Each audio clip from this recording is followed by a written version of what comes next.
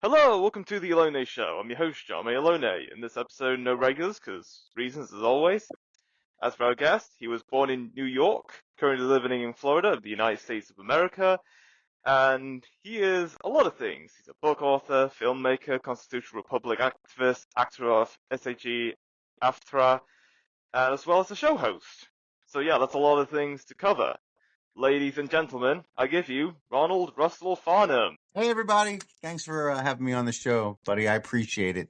Uh, I'm over here in Florida, just like you said. Nice, nice.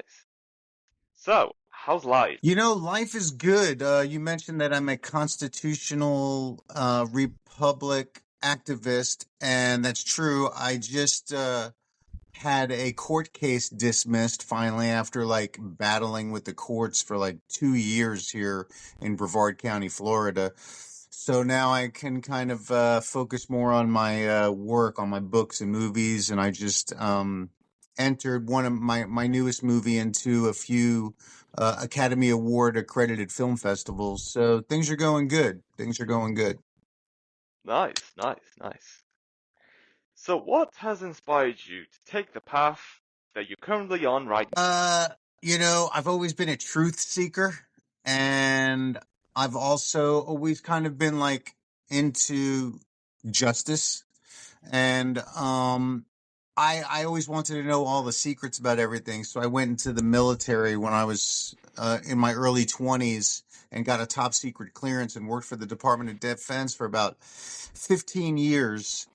And I started learning some truths that made me aware of the fact that everybody on Earth is enslaved by the worldwide intelligence community and the Federal Reserve and the International Monetary Fund and the banksters and these corporations that are posing as governments. So I had been working with the Department of Defense for 15 years, but I started getting into the entertainment business I was a little bored. So I took some acting classes, and suddenly I had to make a choice: stay in the Department of Defense war machine world or follow kind of my passion, which was the entertainment business, which I did.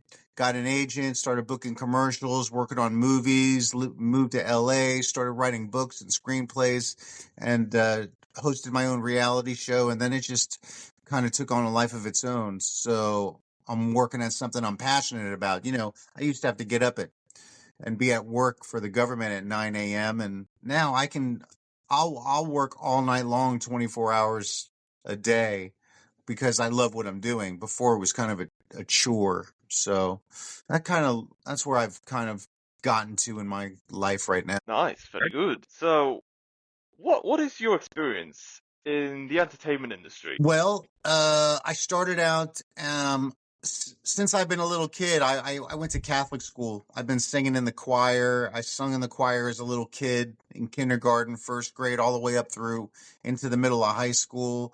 And at the same time, I was taking music lessons, piano lessons, drumming lessons as a kid, singing lessons. I started doing plays in school. I joined a band and started singing in, local bands here when I was younger. And so I've always and I played baseball my whole life. I'm a left-handed pitcher.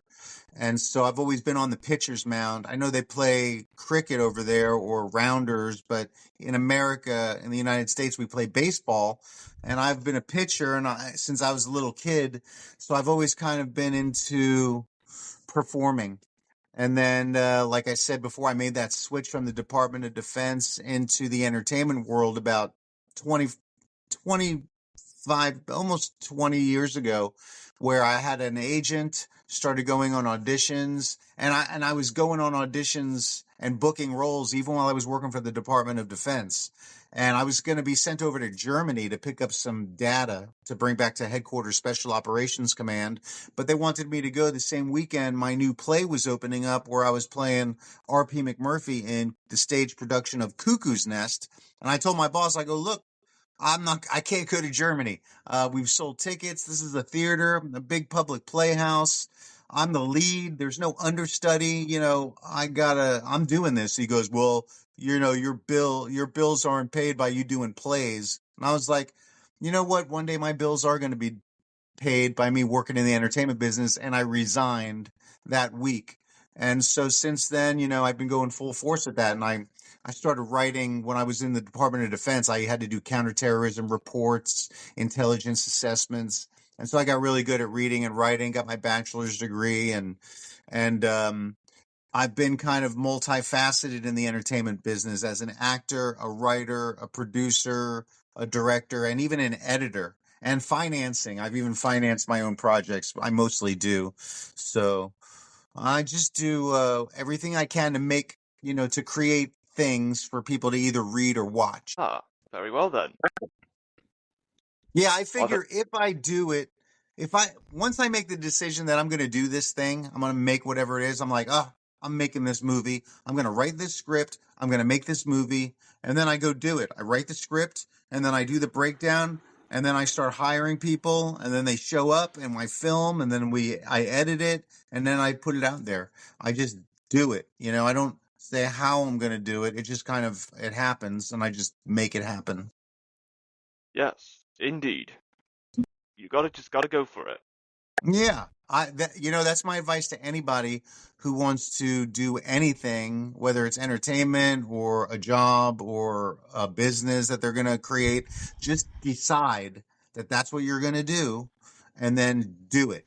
And then everything will happen. Once you make that decision that I am going to do this thing and you've decided I am, whatever follows after I am, then you're going to make happen. As long as you're saying, you want to say good things after you say I am.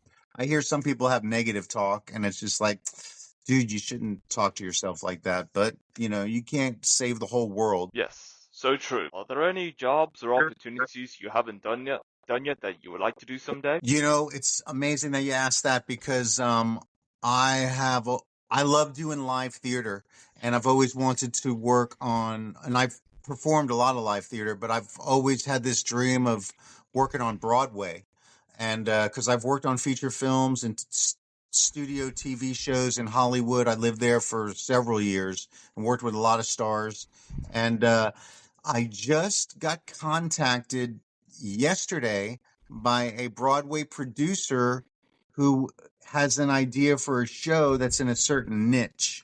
And they contacted me and they're like, "Hey, I'm following some of your posts on Facebook. Are you real? Let's do a phone conference because I have an idea and I think that you'd be great to help me make this show, and that's going to get produced and be produced and performed on Broadway in New York." So tonight, after this interview, I'm in Florida. It's 7 p.m. here in Florida on Monday afternoon, Monday evening. But after we do our interview, I have an 8 o'clock Eastern phone conference with this Broadway producer. And that's one thing I haven't done that I want to do. And I have made it one of my goals. And now it looks like it's about to happen. So as far as that goes, I've always had this idea for this certain business that I wanted to do, and I just created the business plan and trust and got the EIN number for it. So I'm about to start doing that too, to open up this specific type of themed cafe business, like a brick and mortar shop in downtown Melbourne here, Florida. So there's still goals that I have, and I have a goal to make 100 movies and write 100 books. So I'm going to do that too. So there are some things I haven't done that are starting to happen. Fantastic. Would you rather never use social media again or never watch another movie or TV show again? I'd rather, oh man, that's a tough one because there's benefits to both.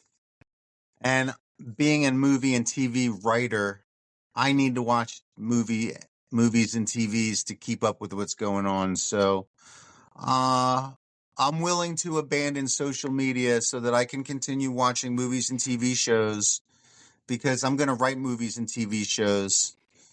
So I'll have to figure out another way to network, which I use Constant Contact for that. So yeah, I'd give up social media so I could keep watching movies and TV shows, even though I know it's programming and I'm kind of a collusion and racketeering kind of person. They call it conspiracy theorist, but I don't use that anymore, even though I just did.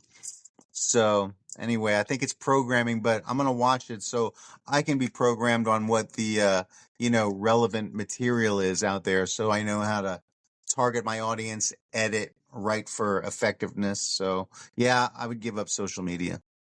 Fair enough, fair enough. What's the weather like where you are right now?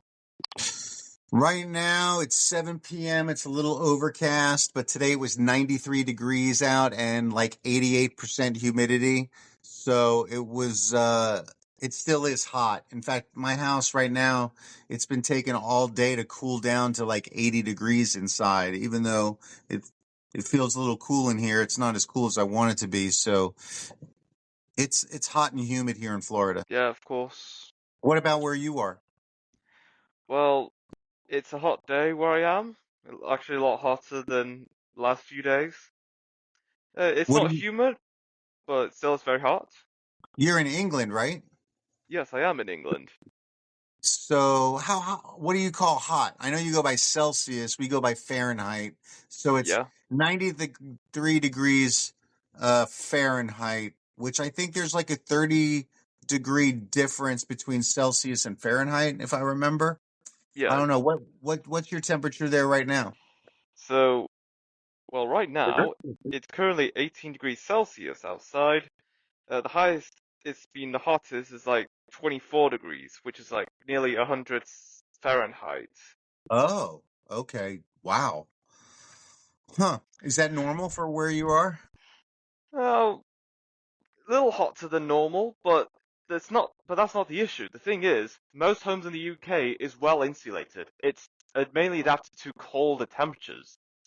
So even if it's like 20 degrees, 18 degrees Celsius in the UK, it's way more unbearable in those degrees in the UK than it would be if it was 20, 30 degrees Celsius somewhere in Mediterranean, because homes there, like in the southern Italy, Greece, or Spain, they have homes that are built to used to adapt to hotter temperatures, whilst UK homes are adapted to be accommodated to colder temperatures. So there's so much insulation. There's no central air conditioning, so we just have to put up with the stuffiness. No air conditioning? Yeah, well, you there are fans, but there's nothing built into homes that could cool the homes down. Because Is what about the new homes that they're building? Do they put central heat and air in the new construction, or is there new construction, or is everything just built up and that's the way it is?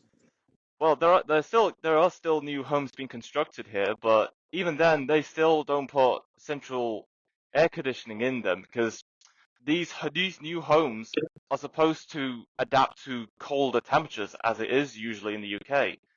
We don't usually get hot temperatures, but even if we do, it's still unbearable because hotter temperatures aren't normal. Well, there are some nice new gadgets on Amazon you can buy that are like these nice, neat, new, like portable air conditioners that'll cool your house off. So I recommend something like that. But that's just odd. If I living here in Florida, if we didn't have it, if there was no air conditioning in Florida, if they hadn't invented the air conditioner, nobody would live here. It would be just a swamp, Yeah, guaranteed.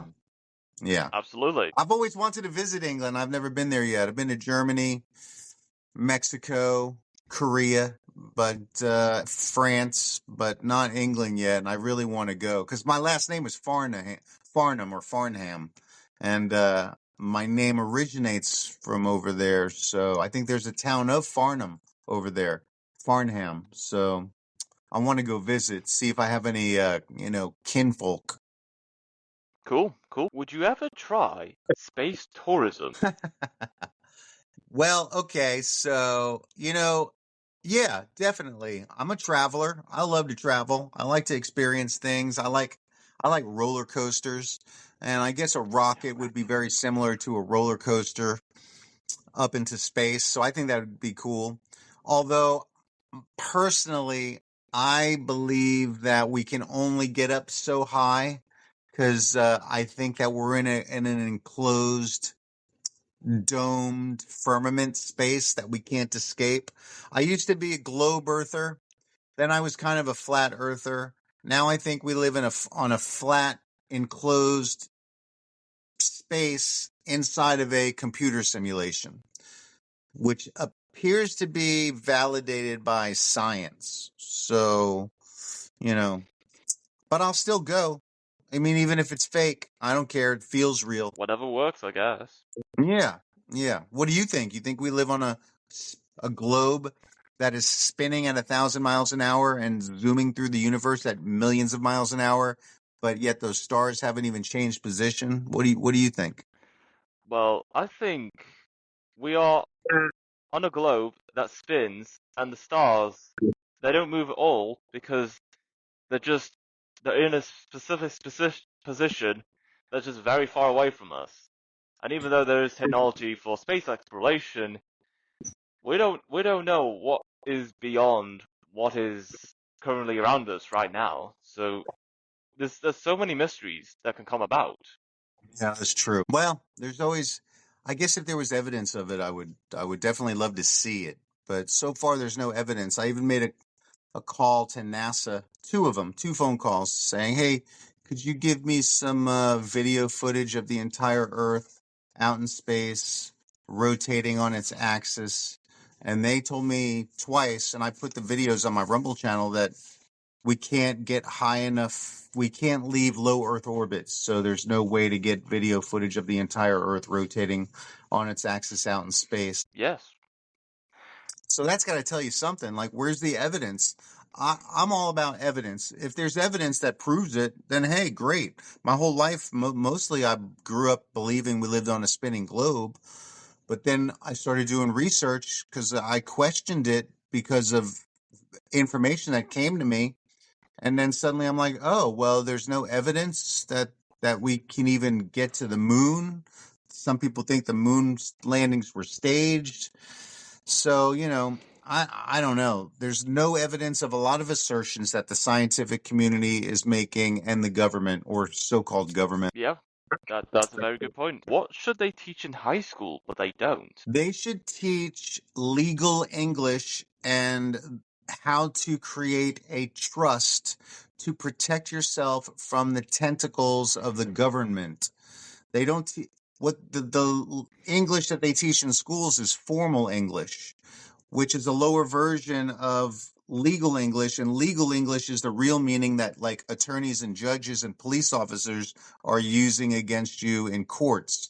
And, we might think the word understand means to know the words that they're speaking, but understand in legal English means to stand under and take responsibility for. And they have stolen our names and put them on birth certificates at birth and created these constructive trusts out of our names. So if the children are taught to take their name and their assets and put them into a private trust, and that would protect it from the police and the courts and the judges and the government, and it would give us all our sovereignty back. Because right now everybody's a subject to the crown and to the government, and being forced to comply under jurisdiction when those jurisdictions are taking away our God-given unalienable freedoms. Yeah. That I can see where that could go. And it's very useful to know that. Yeah. Most people, 99% of the population of the earth are are considered imbeciles and wards of the state, according to the Disabilities Act here in the United States. So that's why attorneys are forced on people, because they're citizens and therefore they are things, objects, or corporations and can't speak for themselves. So a attorney is forced on us, and then the judge and the prosecutor and the public defender collude to steal funds from the citizen. It's a racketeering operation. It's just horrible what has happened. It's an enslavement system. Yeah, it is so sad. I'm glad you agree. You seem pretty open to the information I'm putting out, which, most of the interviewers that interview me are, but boy, I'll tell you, It would be nice to get off social media because there are a lot of either trolls out there who are like, they badmouth my truth that I'm putting out there to try and help people. I write books and make movies about that very subject, sovereignty, freedom, and how to assert your freedom, and the different storylines I put out there that shows the corrupt system and how the sovereign can assert their freedoms and then win against the state. Yeah, absolutely. Something I've learned a while back is that if you're putting out information like this and trying to warn people of what kind of society we're living in, you got to play them off as a joke because a couple of decades ago, the jokes you've seen on television, like I think in Little Britain there was like a joke about an immigration themed game, and as this character was playing the immigration based game, there was certain aspects to the game we're playing, and then these these parts of the game actually became actual news stories in the UK and US. So we don't know that what these jokes are could become reality until it's too late. Yeah, sometimes they call that predictive programming. They'll put it out there in the mass media and then knowing it's going to happen, or then they make it happen so that the public accepts it. It's a weird game. That's why, like, when you ask me about choose between TV and movies and social media, I mean, I feel like I have more control over the content on social media, whereas it feels like the intelligence community for the different governments across Earth are really writing the programming that's going into TV and movies, and they have a specific agenda that they want to indoctrinate people into. So, you know, mom, it's an uphill battle because I get shadow banned on social media because I think the information I'm putting out there is pretty powerful and freeing, helping people become free. So you just have to take it one day at a time, one task at a time, keep moving forward and knowing where you're going and what your plans are. Yes, it's also a universal law. So it's like saying you can't say stuff that will go against you, only we can. And when we say it, it's to warn you that we're gonna do it, and when it happens, you can't do anything about it because you knew it was happening, but you didn't do anything to act against that. Right. It's called rebutting the presumptions. In fact, that's one of the reasons I just got my case dismissed, which is a win. I filed into the record a rebuttal of the 12 presumptions that the state makes about you in the court case. I wish I had that document with me, but it's in my filing cabinet. But when they rebut the 12, when I rebutted the 12 presumptions, that basically shut down all of the different presumptions the state was making about me as a dead object, a ward of the state, a citizen, chattel, able to be arrested and held. And then I put in about 30 negative averments into a document, which is like, look, I've seen no evidence that I've committed any crime and injured anybody. This was all over an unregistered car. I was pulling into a parking lot to go pick up a print order for some advertising signs that I had ordered from the print office that I always use. And I've been using them for like 30 years. My parents own their own business where they printed up T-shirts and things like that and signs. And so cop pulls in behind me and he's like, "Hey, your car's not registered. The tag on your license is expired. So give me your name." I was like, "Well, I'm not driving. I'm not a driver or operator of a vehicle for hire, and I don't want or need a driver license. I'm traveling. So if you want my name, it's $500 cash up front." And I held out my hand for payment. And he said, "Get out of the car." I said, "Hey, if you want me to perform for you and get out of the car, great. $500 cash up front." And then he just opened up my car door, pulled me out, arrested me, handcuffed me, took me to jail, threw me in jail, and then charged me with obstruction without violence. And then I went to court for like 2 years working on getting that dismissed. And finally, through networking, I met a guy, Kenneth Steele, who's just an expert in law. That's his email address, is law expert. I can't remember the rest of it. But he helped me file the 12 negative averments and the rebuttal to the 12 presumptions.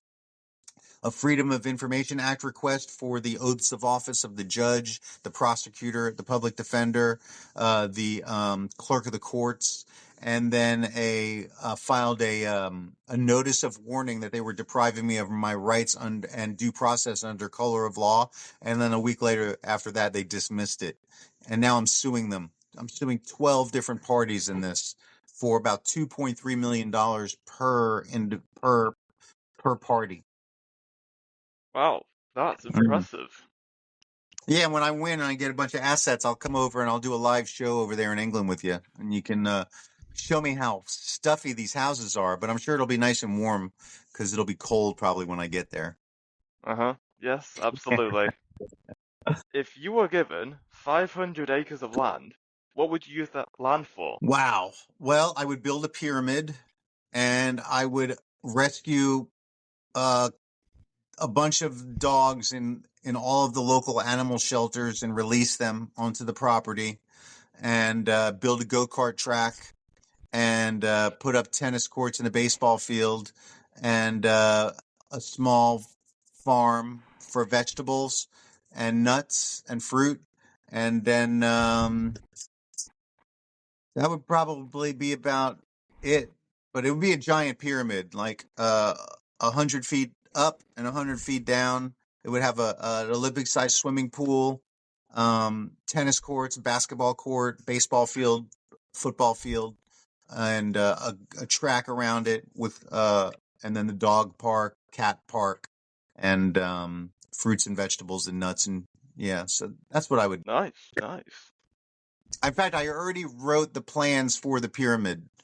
That's what my goal is. Actually, is one of the businesses I'm going to start probably in about 2 years. Is a pyramid homes where I build 100-foot pyramids up, 100-foot, and then it goes as above, so below. So above the ground, it's 100 feet high.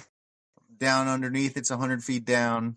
Then the sides of the pyramids are solar panels, so it's off the grid as far as electricity goes, with a water collection system, so it doesn't need to be hooked up to the sewage system, so it's totally off grid, and then nice and insulated with some kind of air system. My buddy is an engineer, and one night we went over. Well, actually, for about 3 days, we sat on my back porch out here and we drew up the plans for it. So I'm doing that as soon as possible. Very good, very good. If your mind was an island, what would it look like?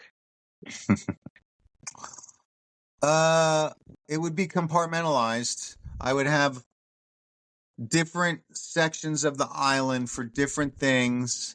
And I don't, when I think of an island, I think of Castaway.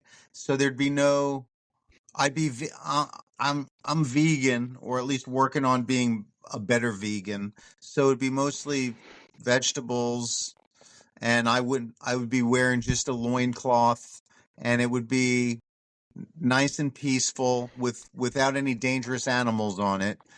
And then my mate would be with me, and we would just be happy together doing whatever we were going to do in our compartmentalized island with our different projects, like some fruits and vegetables and nuts, maybe a pet.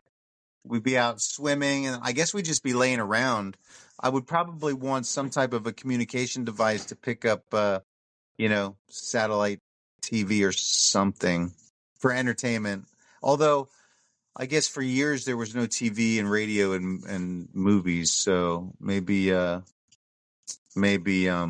wouldn't have any entertainment. Maybe no electricity either. Just live sun up to sundown. Yeah, that seems nice. If you had to lose one of your senses, which would you choose to lose? Let's see.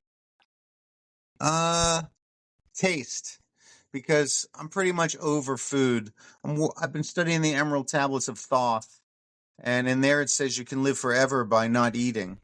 And I think the whole food industry is designed to kill us. So I would give up taste. That way I would more effectively lose my desire to eat, because we've been programmed to eat like 3, 4, 5 meals a day and nothing but garbage. It's all stuff that's toxic and poison, because our body makes is the miracle and makes all the stuff we need, especially if there's a possibility we live in a computer simulation and we're just in here passing time and maybe we can live 1,000 years. So I would give up taste. Fair enough, fair enough. And that is all we have for this episode. It was great having you on, Ronald, talking about your work as an actor, you working for the government, you trying to sue the government, and a fourth thing, and so on. It's been great. Yeah, yeah. And if anybody wants to check out my stuff, they can go to Amazon Prime and watch Hollywood and Vine, my movie. And then I have a really good book out there called The Solution, an instruction manual for sovereignty and freedom that teaches you how to remove yourself from the jurisdiction of these tyrannical justice systems. Yes, absolutely. And until next time, stay tuned for more.